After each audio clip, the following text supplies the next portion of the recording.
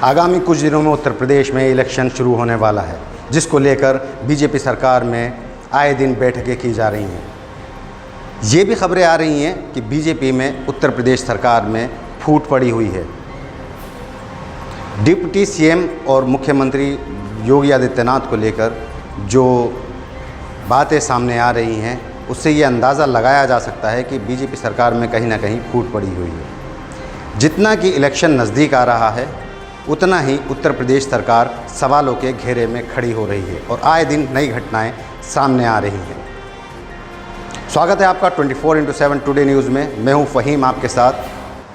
हम आज एक बात करेंगे बिहार के सीवान में एम्बुलेंस घोटाले की। जी हाँ, ये कागज़ी घोटाला है और इसका एक कागज़ सामने आया है। ये बहुत बड़ी खबर है, लेकिन उससे पहले नज़र डालते हैं कुछ मुख्य और अहम खबरों पर, जो कि उत्तर प्रदेश सरकार की स्वास्थ्य व्यवस्थाएं और पुलिस पर एक बहुत बड़ा सवालिया निशान उठाती हैं।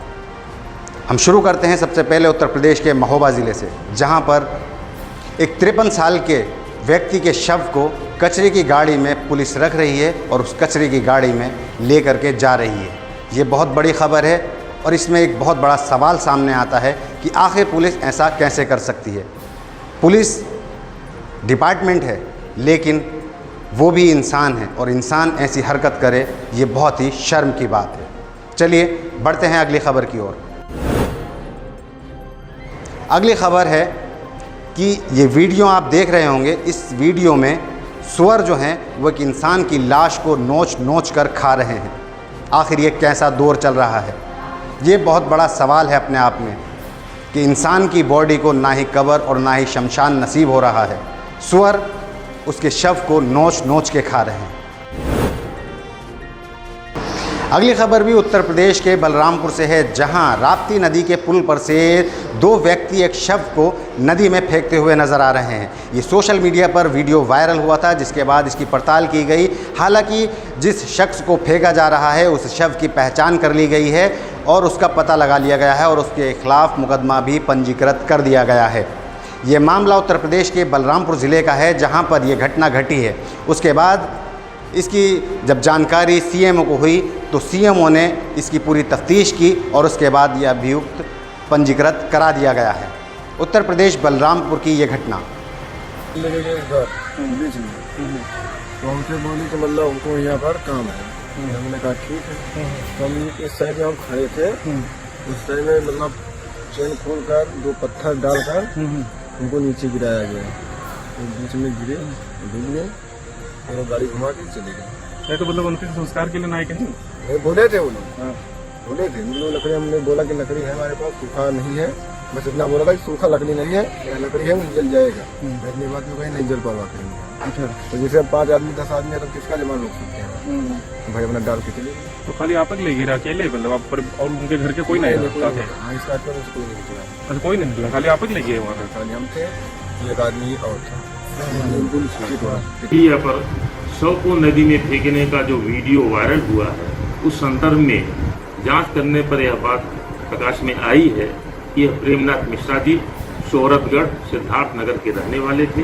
दिनांक 25 मई को इनको भर्ती किया गया। दिनांक 28 मई को इनकी मृत्यु हो गई। शव को कोविड प्रोटोकॉल के तहत इनके रिश्तेदारों को सुपुर्द कर दिया गया था। अंत्येष्टि स्थल पर इनके रिश्तेदारों द्वारा उसको प्राप्त किया गया था। वीडियो के संदर्भ में प्रथम दृष्टया यह बात प्रकाश में आ रही है कि इनके परिजनों द्वारा शव को नदी में गिरा दिया गया है। इस संदर्भ में अभियोग पंजीकृत करा दिया गया है। शेष कार्रवाई। वहीं एक मामला स्वास्थ्य व्यवस्था को लेकर के फिर उठा है। मामला उत्तर प्रदेश मेरठ का है। मेरठ में केएमसी हॉस्पिटल के एक कर्मचारी को वहां के बाउंसर्स ने और स्टाफ ने जमकर पीटा। देवेंद्र नाम का ये कर्मचारी कहता है कि उसका कसूर सिर्फ इतना है कि उसने ऑक्सीजन का प्रेशर कम नहीं किया। दरअसल हॉस्पिटल का कहना था कि ऑक्सीजन का प्रेशर कम करें, कम रखें, लेकिन वहीं देवेंद्र का ये कहना है कि ऑक्सीजन का प्रेशर कम करने के लिए मेरे ऊपर दबाव बनाया जा रहा था, जिसको लेकर मैंने मना किया तो मुझे वहाँ के बाउंसर्स और स्टाफ ने मेरी जमकर पिटाई की। इसकी सूचना उसने पुलिस थाने में दे दी है और पुलिस ने जांच आरंभ कर दी है। इसमें देवेंद्र का क्या कहना है आप भी सुनिए। मेरा नाम देवेंद्र कुमार है। मैं केएमसी हॉस्पिटल में ऑक्सीजन प्लांट पूरा देखता हूँ, वहाँ का मैं हेड इंचार्ज हूँ। और ये कोविड के टाइम पर पेशेंट की जो अथॉरिटी थी हमारी 50 पेशेंटों की थी। इन्होंने पेशेंट लिए 193 250 पेशेंट तक इन्होंने एडमिट किए और इनके पास ऑक्सीजन प्रॉपर होती नहीं थी। और ये मेरे से ऑक्सीजन ज़बरदस्ती करके मारा पिट्टी करके मेरे से ऑक्सीजन 2 पॉइंट पर खुलवाते थे, जो कि मिनिमम ऑक्सीजन 4.1 बार होती है। जो पेशेंट को नॉर्मल कंडीशन में रखने के लिए जो पेशेंट की ऑक्सीजन खुलवाई जाती है 4.1 बार खुलवाई जाती है, ये मेरे से 2 पॉइंट पर खुलवाते थे। डेली ये 20 से 25 पेशेंट को ये डेली मारते थे करके। और मैंने इस चीज़ का ऑब्जेक्शन उठाया तो इन्होंने मुझे रात में बहुत मारा पिटा और मैं जैसे तैसे अपनी जान बचा कर मेरे को भागा। वहाँ से मेरे को गाली गलौज की, अपशब्द जाति का प्रयोग किया, मेरी जाति पर ऑब्जेक्शन उठाया और मेरे साथ बहुत मारा पिट्टी करी। मैं जैसे भी जान बचा के वहाँ से मैं भागा। कितने टाइम से काम कर रहे हो देवेंद्र आप? वहाँ 11 साल होगी काम करते हुए। इस बीच में सुनील गुप्ता जी का क्या कहना आप? सुनील गुप्ता जी कह रहे हैं कि हम क्यों मारते हैं। मैंने कहा कि आपने प्रेशर मेरे से कम कराया, मेरे को ज़बरदस्ती करके, इसलिए आप होगा। क्योंकि जो डीएम से हमारी अथॉरिटी थी, जो मेरे पास डीएम उनके वे भी है, मेरा प्रूफ भी है कि जो अथॉरिटी थी हमारी 350 से 350 सिलेंडर की अथॉरिटी थी।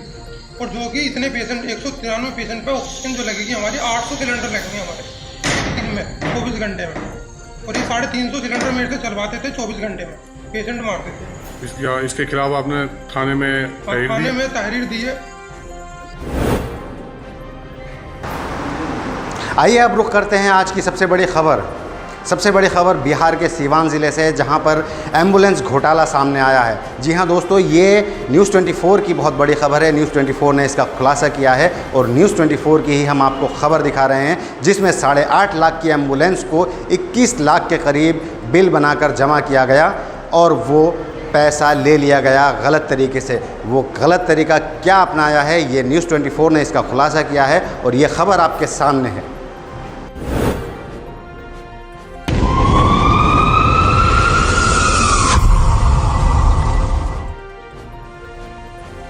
जारी ऑपरेशन कागज और ये आंखें खोल देने वाला खुलासा बिहार से जो सामने आया है, न्यूज़ 24 आपको दिखा रहा है। अभी तक आपने देखा बिहार का एम्बुलेंस घोटाला कितना बड़ा है, कैसे एक ही चीज के बिल के 2 बार कागज दिखाकर फर्जीवाड़ा किया गया। एम्बुलेंस के इक्विपमेंट्स की कीमत भी कई गुना ज्यादा दिखाई गई। जिस एम्बुलेंस की कीमत 7 लाख रुपए है, उसको तिगुने चौगुने रेट पर 21,84,000 का बिल 7 लाख के बिल को बना दिया गया। और अब इस घोटाले का दूसरा अध्याय भी देखिए। एम्बुलेंस के बिल से ही घोटाले का पर्दाफाश हुआ है। बिल में एक ही चीज की 2 बार बिलिंग दिखाकर करीब 22 लाख का बिल बनाया गया। कई गुना ज्यादा दाम पर एम्बुलेंस के इक्विपमेंट्स खरीदे गए। बड़ी बात तो यह भी है कि एक प्रशासनिक अधिकारी के साइन से एम्बुलेंस की खरीद हुई। डीपीओ, डिस्ट्रिक्ट प्लानिंग ऑफिसर जो होते हैं, मात्र उनकी साइन, उनका हस्ताक्षर और ये खरीद हो गई। लेकिन सबसे अहम मुद्दा तो ये है कि सीएम नीतीश के आदेश को खुलेआम तोड़ा गया। एम्बुलेंस को सरकारी पोर्टल की बजाय प्राइवेट कंपनी से खरीदा गया। अब देखिए कि एम्बुलेंस की खरीद में कैसे सरकारी ऑर्डर जो होता है उसको ताक पर रखा गया, उसकी धज्जियां उड़ाई गई।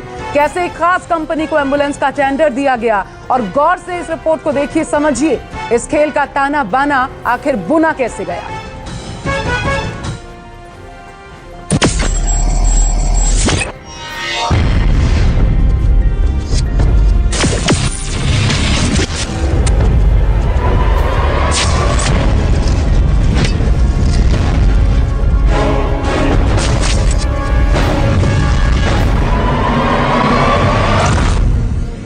न्यूज़ 24 की इन्वेस्टिगेशन टीम ने बहुत बड़ा खुलासा किया, एम्बुलेंस घोटाले को दुनिया के सामने लाया और इसी के साथ कई सवाल उठ खड़े हुए।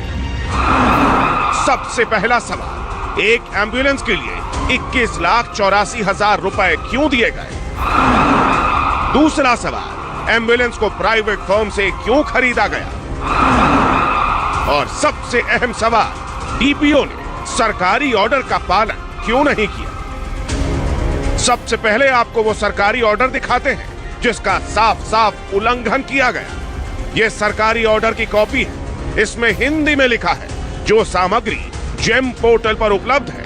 उन सभी चीजों की खरीद प्राथमिकता के आधार पर जेम पोर्टल से किया जाए।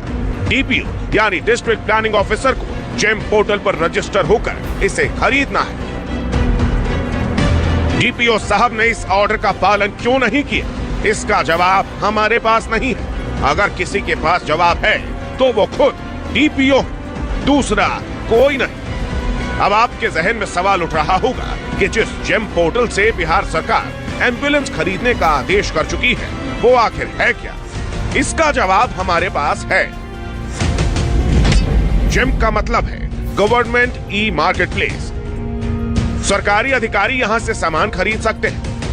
इस पोर्टल से ऑक्सीजन गैस और मेडिकल इक्विपमेंट खरीदे जा सकते हैं। हैंडीक्राफ्ट भी यहां मिलता है। फर्नीचर की खरीद की जा सकती है। कंप्यूटर और हार्डवेयर खरीदा जा सकता है। कायदा यही कहता है कि जेम की वेबसाइट से ही डीपीओ सिवान को एम्बुलेंस खरीदनी थी, लेकिन डीपीओ साहब ने ऐसा नहीं किया। अगर किया होता तो जो एम्बुलेंस करीब 22 लाख में खरीदी गई है वो 8.5 लाख रुपए में मिल जाती। इसी हाल में, इसी कंडीशन में, ठीक इसी के जैसे ये घोटाला और बड़ा गड़बड़ झाला यही नहीं रुका। एक और खेल हुआ और इस खेल का खुलासा यही जेम की वेबसाइट से हुआ। वेबसाइट पर मौजूद मारुति इको एम्बुलेंस 8.5 लाख में मिल रही है। उसमें वो सारी चीजें लगी हुई हैं जिसका जिक्र बिल में अलग से फैब्रिकेशन और इंस्टॉलेशन के नाम पर जोड़ा गया है और उसके लिए 6,72,000 रुपए अलग से लिए गए हैं। अब अगर सरकारी ऑर्डर के हिसाब से एम्बुलेंस की खरीद जेम पोर्टल से की जाती तो कितने पैसों की बचत होती?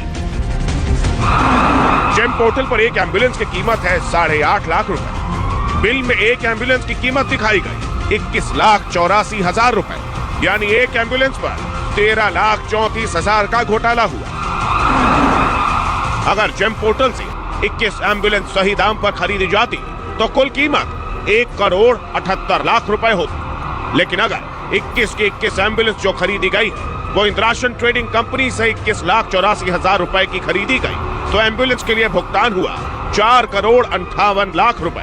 ऐसे में घोटाला पहुंच जाता है 2,80,00,000 रुपए का। जी तो मैं आपको एक बार फिर से पूरे घोटाले का रिकैप दिखाता हूं। सबसे पहले देखिए कि बिल पर किन किन चीजों के पैसे जोड़े गए। सबसे पहले मारुति इको के नाम पर 7,09,850 रुपए लिए गए। इसके बाद की अगर बात करें तो एम्बुलेंस की फैब्रिकेशन और इंस्टॉलेशन के लिए 6,72,000 का बिल बनाया गया। फिर इसके बाद बिल के दूसरे पन्ने पर इंश्योरेंस के लिए अलग से 36,500 रुपए का बिल जोड़ दिया गया। रजिस्ट्रेशन और ट्रांसपोर्टेशन के नाम पर 78,733 रुपए की वसूली की गई। वहीं ट्रांसपोर्ट वेंटिलेटर के नाम पर जो 3,41,600 रुपए का बिल जोड़ दिया गया। इसके बाद नंबर आता है मॉनिटर मल्टी पैरामीटर का, जिसके एवज में बिल में 1,18,720 रुपए वसूले गए। सिरिंज पंप के लिए 69,440 रुपए लिए गए। पोर्टेबल सक्शन मशीन का बिल 33,600 रुपए जोड़ा गया और एम्बुलेंस में ड्राइविंग सीट और पेशेंट केबिन के बीच का जो पार्टीशन है उसके लिए 1,24,160 रुपए का बिल बनाया गया। तो कुल मिलाकर के एक एम्बुलेंस, जी हां, एक मारुति इको एम्बुलेंस 21,84,623 रुपए की बन गई। तो यह तो बिल की बात हुई जिसके नाम पर एक एम्बुलेंस को करीब 22 लाख रुपए का बना दिया गया। अब आपको समझाते हैं कि आखिर इस बिल के जरिए एम्बुलेंस घोटाला किया कैसे गया। इस बिल में एम्बुलेंस फैब्रिकेशन एंड इंस्टॉलेशन के नाम पर जो 6,72,000 रुपए का बिल बनाया गया, जो लिए गए ये पैसे, दरअसल वो एम्बुलेंस के साथ ही आता है और इसमें स्ट्रेचर से लेकर के ऑक्सीजन सिलेंडर रखने की भी जगह यहां तक की होती है और सायरन का भी बिल जोड़ा हुआ होता है। इसके बाद 1 साल के इंश्योरेंस के नाम पर जो 36,520 रुपए लिए गए वो भी एम्बुलेंस के बिल में ही जुड़ा हुआ होता है। वहीं रजिस्ट्रेशन और ट्रांसपोर्टेशन के नाम पर जो 78,733 रुपए का बिल जोड़ा गया वो भी इको के बिल में ही शामिल होता है। ट्रांसपोर्ट वेंटिलेटर के नाम पर जो 3,41,600 रुपए अलग से जोड़े गए उसका जो असली दाम है वो करीब 60,000 रुपए का है। वहीं मॉनिटर मल्टी पैरामीटर के लिए जो 1,18,000 रुपए लिए गए, इसका असल दाम जो है वो है 30,000 रुपए। जिस सिरिंज पंप के 69,440 रुपए दिखाए गए, उसका जो दाम है वो तकरीबन 20,000 रुपए है और सक्शन मशीन के लिए 33,600 रुपए वसूले गए, लेकिन वो बाजार में महज 8,500 रुपए के आसपास मिल जाती है। पार्टीशन के लिए भी 1,24,160 रुपए लिए गए। अब यहां पहली बात यह है कि यह एम्बुलेंस में पहले से ही होती है, लेकिन दूसरी बात यह भी है कि जब फैब्रिकेशन के लिए एक बार पैसे जोड़ दिए गए तो फिर पार्टीशन अलग से क्यों? तो घोटाला कैसे किया गया यह तो आपने समझ लिया, लेकिन अब यह भी जान लीजिए कि घोटाला कितना बड़ा है। एम्बुलेंस की असल कीमत है 7 लाख रुपए। बिल में एम्बुलेंस की कीमत, रजिस्ट्रेशन, इंश्योरेंस, पार्टीशन मिलाकर के यह पहुंच गई 16,21,000 रुपए। यानी कि यहां सीधे सीधे 9,12,000 का घोटाला किया गया, क्योंकि यह डिफरेंस इतना ही है। जो कि इक्विपमेंट इस एम्बुलेंस में लगे हैं, बाजार में उसकी जो असल कीमत है वो 50,000 रुपए है, लेकिन बिल में इसके एवज में 5,63,000 रुपए जोड़े गए। यानी कि इसमें भी 5,13,000 का सीधे सीधे घोटाला किया गया। तो इस हिसाब से एक एम्बुलेंस और उसमें लगे इक्विपमेंट की अगर असल कीमत देखें तो 7.5 लाख के आसपास की पड़ती है, लेकिन डीपीओ साहब ने इसके लिए 21,84,000 रुपए सैंक्शन कर दिए। यानी कि एक एम्बुलेंस पर करीब सीधे सीधे 14,34,000 का घोटाला कर दिया गया। आपको यह भी बता दें कि अगर इसी रेट पर सभी 21 एम्बुलेंस खरीदे गए तो फिर घोटाला जो है वो कितना बड़ा हो जाता है। दरअसल इसकी सही कीमत होनी चाहिए थी 1,57,00,000 रुपए पूरे एम्बुलेंस के, लेकिन इस बिल के हिसाब से जो कुल 21 एम्बुलेंस है उसकी कीमत पड़ी 4,58,00,000 रुपए। यानी कि घोटाला करीब 3 करोड़ का हो गया।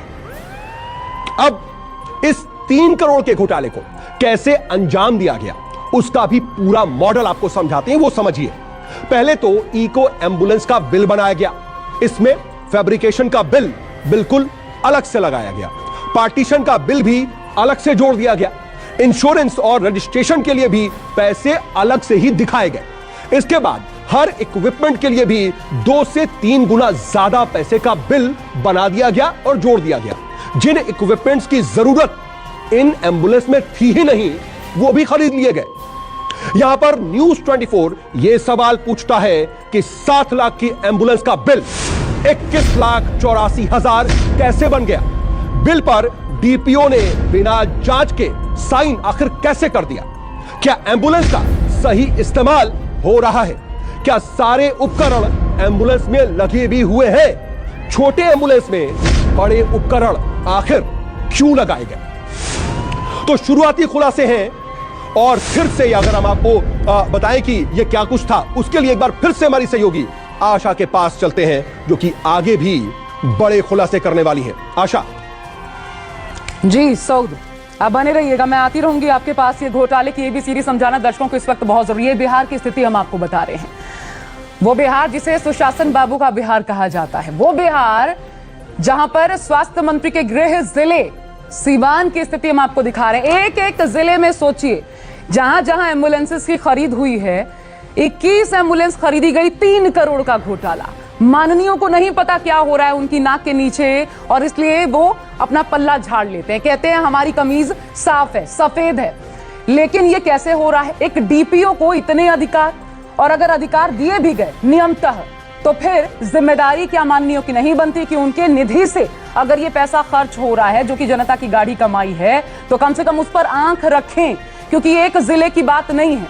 ये किस किस जिले में हो रहा है आप नहीं कह सकते, और कितने बड़े पैमाने पर हो रहा है, क्योंकि सबको पता है घोटाले दर घोटाले करते जाइए, कुछ नहीं होने वाला। मुख्यमंत्री तो वैसे ही अपने मंत्रियों को कह चुके हैं, सांसदों को कह चुके हैं, कोई बाहर नहीं निकलेगा कोरोना काल के समय, जो कुछ करना है वीडियो कॉन्फ्रेंसिंग के माध्यम से कीजिए। ये मुख्यमंत्री हिदायत दे रहे हैं ताकि कोरोना से बचा जा सके। लोगों में गलत संदेश जाता है, लेकिन ऐसे घोटाले क्या संदेश देते हैं? मेरे साथ आप देख सकते हैं, पूर्व डीजीपी विक्रम सिंह जी भी जुड़ चुके हैं। सर, मैं आपके पास आती हूं, लेकिन माधव आनंद, ये बताइए, ये कुल मिलाकर के 21 खरीदे गए एम्बुलेंसेस, एक आध चल रही हैं, बाकी सब पड़ी हुई हैं। इस पर भी स्वास्थ्य महकमे की नजर नहीं पड़ती, सुशासन बाबू की नजर नहीं जाती? हर जिले में ये हालात देखने को मिल रहे हैं कि आखिर क्यों एम्बुलेंस खरीदाए जा रहे हैं? पड़े हुए हैं तो क्यों पड़े हुए हैं? अपने मंत्रियों से, अपने सांसदों से, विधायकों से पूछते भी हैं। आशा जी, आपने जिस रूप में बिहार की स्वास्थ्य व्यवस्था को पोर्ट्रेट किया, ऐसा प्रतीत होता है मैं बिहार से हूँ, मैं आपको बता दूं, मैं बिहार से हूँ और मैं आपको बताऊं, कल की बात है, आशा जी, गृह जिले नालंदा मुख्यमंत्री के, वहां का उनके खुद महानंदपुर में जो पीएचसी की हालत थी, आप देख के कहेंगे कि कूड़े का ढेर है, कूड़ा घर है, ये पीएचसी की हालत थी। और जब वहां पर इस प्रकार पैसे की बंदरबांट हो रही है तो कैसे काम हो रहा है, ये सब क्या मुझे समझने की जरूरत है या आपको समझाने की मुझे जरूरत है? आशा जी, मैं भी बिहार से ही हूँ और मैं भी जानता हूँ, और आप जितनी बातें कह रही हैं कमियां हो सकती है, लेकिन जिस रूप में आप कह रही हैं कि स्वास्थ्य व्यवस्था नाम की चीज ही नहीं, तो आखिर कोरोना का रेट कैसे घट रहा है? रिकवरी रेट 97% पे कैसे पहुंच गया? पॉजिटिविटी रेट 2% पे कैसे आया?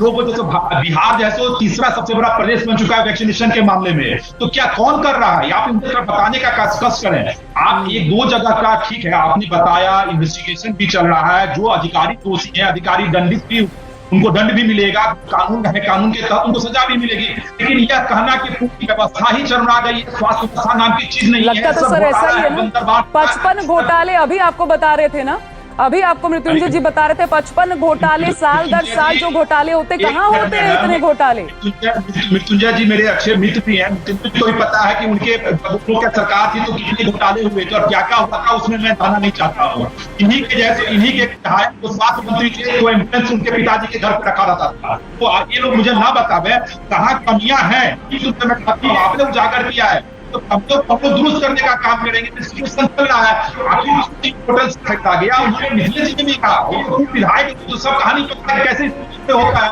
तो इन्वेस्टिगेशन हो रहा है। आदरणीय मुख्यमंत्री जी ने अब सांप निकल गया, लाठी पीटते रहिए, ये क्या हुआ सर? और कितनी बार ये तथ्य माना जाएगा? कौन सा नहीं, जितने भी आपने उजागर किया, सबकी कार्रवाई हुई है, वो कानून के तहत हो सकती, उसके तहत हमेशा होता है। विक्रम सिंह जी के साथ जुड़े हुए मैं एक बार उनका रुख करना चाहती हूँ। सर, अगर ये कार्रवाइयां होती, अगर वो सख्त संदेश जाता, तो फिर क्या आपको लगता है अपराधियों में, अधिकारियों में इस प्रकार का ये भय नहीं होता? और वो भी, ये आश्चर्य की बात है, इंद्रासन बाथ फिटिंग्स की एक कंपनी है जिससे मेडिकल इक्विपमेंट्स खरीदे जा रहे हैं, ये और खड़ी है क्योंकि उनको पता है कि न किसी की नजर में आने वाला है। हम बाथ फिटिंग्स की कंपनी से खरीद ले मेडिकल इक्विपमेंट्स, किसी को पता नहीं चलेगा, तो ये बताता नहीं, बताने के लिए काफी नहीं है क्या कि अधिकारियों को पता है कि कुछ नहीं होना, जो करना है करिए, बड़े आराम से करिए? आशा जी नमस्कार, सभी विद्वान राजनीतिक मित्रों को नमस्कार। मैं राजनीति की बात न करके केवल व्यवहारिक प्रोसीजरल बातें करूंगा, हो सकता है वो बहुत अप्रिय लगे, लेकिन देश इस समय केवल यथार्थ सुनना चाहता है, बचाव पक्ष की बातें बाद में सुनी जाएंगी। सबसे पहले, क्या आपराधिक केस रजिस्टर हुआ है? रजिस्टर हुआ है तो क्या एसआईटी ने उसकी जांच ले ली है? और क्या समयबद्ध तरीके से इस इन्वेस्टिगेशन की जांच हो रही है? संबंधित अधिकारी निलंबित हुए या नहीं हुए?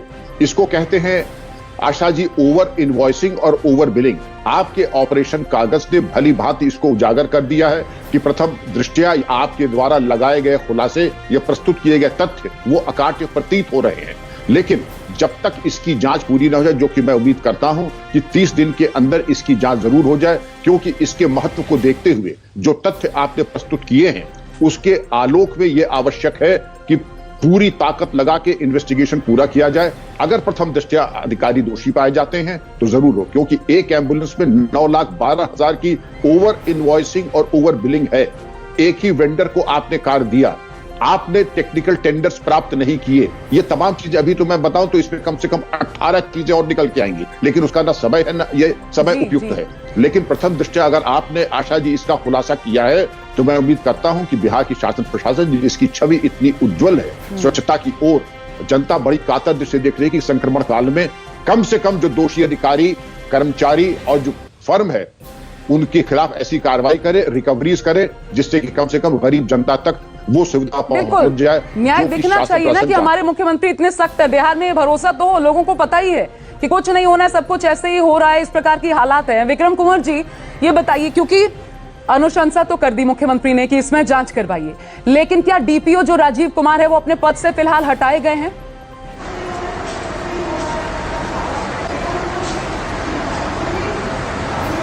देखिए अभी तो 3-4 दिन पहले की घटना है, सुनाई नहीं दे रहा है जी, सुनाई नहीं दे रहा है। हाँ मैं आपको सुन पा रही हूँ सर, बोलिए, आपकी आवाज़ आ रही है। नमस्कार, मैं हूं फहीम।